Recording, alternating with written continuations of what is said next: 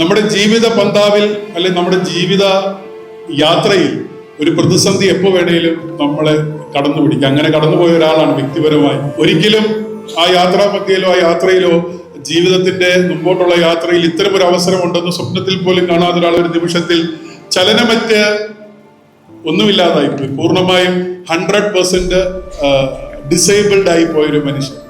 മുമ്പോട്ട് യാത്ര ചെയ്യാൻ പറ്റത്തില്ലെന്നും ഇവൻ മരിച്ച ഒരു ശവമായി മാറുമെന്നും പറഞ്ഞ കളിയാക്കിയവരുണ്ട്, സോഷ്യൽ മീഡിയയിൽ എഴുതിയവരുണ്ട്. ഓപ്പറേഷൻ ചെയ്താൽ ഇവന് ജീവൻ തിരിച്ചു കിട്ടും, പക്ഷെ അവൻ എഴുന്നേക്കത്തില്ല.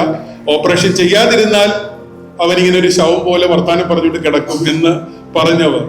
പരിശുദ്ധ സഭ ഒരു തീരുമാനമെടുത്തു, സർജറി ചെയ്യണമെന്ന് പറഞ്ഞു. സർജറി ചെയ്തു, നടക്കത്തില്ല. എന്നെ സർജറി കഴിഞ്ഞ് ഡോക്ടർമാർ എന്നോട് പറഞ്ഞു, എന്നെ അടുത്ത ദിവസം സർജറി കഴിഞ്ഞ് ലേക്ക് ഷോറിലാണ് സർജറി ചെയ്തത്. ഡോക്ടർമാർ എന്നെ വന്ന് വീഡിയോ കാണിച്ചു, വീൽ ചെയറിന്റെ വീഡിയോ കാണിച്ചത്. റോബോട്ടിക് ടെക്നോളജി ഉള്ള AI സഹായമുള്ള 30-40 കിലോമീറ്റർ യാത്ര ചെയ്യാൻ പറ്റുന്ന വീൽ ചെയർ.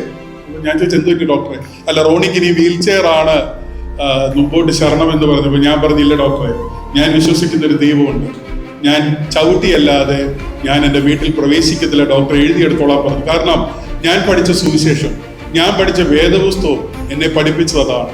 അതുകൊണ്ട് പ്രിയ സഹോദരങ്ങളെ, ഞാൻ പറയാൻ ആഗ്രഹിച്ചത്, നാം ജീവിക്കുന്ന സഞ്ചാരപാതയിൽ സുഖങ്ങളുണ്ടാകാം, സന്തോഷങ്ങളുണ്ടാകാം, പ്രതിസന്ധികളുണ്ടാകാം, വേദനകളുണ്ടാകാം.